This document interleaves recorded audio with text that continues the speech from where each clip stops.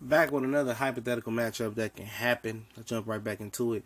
Talking about kind of a bad blood matchup and a matchup people want to see. Sergey Crusher Kovalev taking on Artur Beterbiev. They got a history back in the amateurs. There is a lot of he say, she say, and corruption, according to Sergey Kovalev, and he's been openly and vocal about wanting to make this fight happen. His promoter Kathy Duva said they want to make the fight happen. Both guys, can make it happen. I don't think Beterbiev was tied to any network. He's advised by Al Heyman, but he just, got picked up by ESPN on a purse bid and to showcase his fight, and Top Rank picked it up and invested in him. So, it can't happen. And I think, Kathy Duva said they want to make this fight happen before Kovalev faced the winner between Beterbiev and Sullivan Barrera. And it'd be an interesting fight, especially since John David Jackson, his old trainer in Kovalev, said that he always thought Beterbiev had the style to beat Kovalev, and with Beterbiev winning a vacant IBF title vacated by Andre Ward, I would believe, because Andre Ward, only title he didn't get was the Adonis Stevenson title, which seems to be an impossible feat to get in the light heavyweight division. Won that title versus Eric Noekling, or whatever the guy's name was, and a lot of it left people, it left things to be desired from a lot of boxing fans. A lot of people start calling him overrated. But it's one performance. It was for a world title. And winning a world title usually is never easy. And I think people are crazy to count Beterbiev out. But, Kovalev ain't 100% back. And we don't know when he's going to be 100% back. Let me say that more because, we haven't seen him tested versus top opposition.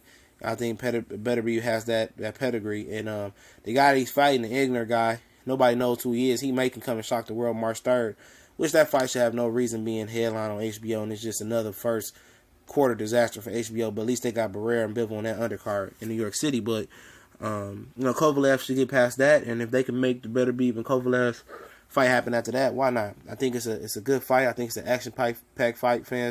Fight for fans. It's another opportunity for Kovalev to unify. It's another opportunity to show fans in this third fight back in the middle of 2018 that he indeed hasn't lost and indeed has changed his ways and indeed has gave up that vodka and is ready to, be a main staple at the light heavyweight division and reign supreme over a deeply more talented division than what he reigned supreme over before Andre Ward came. It seems like when Andre Ward came and he left, it's just a whole bunch of underground talent started coming up. You had the Usyk, Nanel, you have Bivol, you have Barrera, who showed to be a world championship caliber type fighter. You got Adonis Stevens, you got Marcus Brown, you got a lot of different guys that's ready to pop their head up. Anthony Yard, you can keep going, the list keep going on and on. And this would be a perfect fight for Kovalev to show people that I'm still the guy. I whooped this guy that people said was scary, and Artur Beterbiev, and let's make it happen. This could be on the bigger and better things, especially if Badou Jack is able to slay Adonis Stevenson and then potentially Gufic or Aldier Alvarez, whoever he has to fight after that, and then he can go make a fight with Kovalev, and they can unify 3 belts, and then, they can get the winner of Bivol Barrera somewhere down the line. Light heavyweight is definitely heating up, especially it can heat up a lot hotter if Badou Jack is able to get the championship, WBC lineal championship belt away from Adonis Stevenson and really, be a player and mix it up with everybody and try to be the best.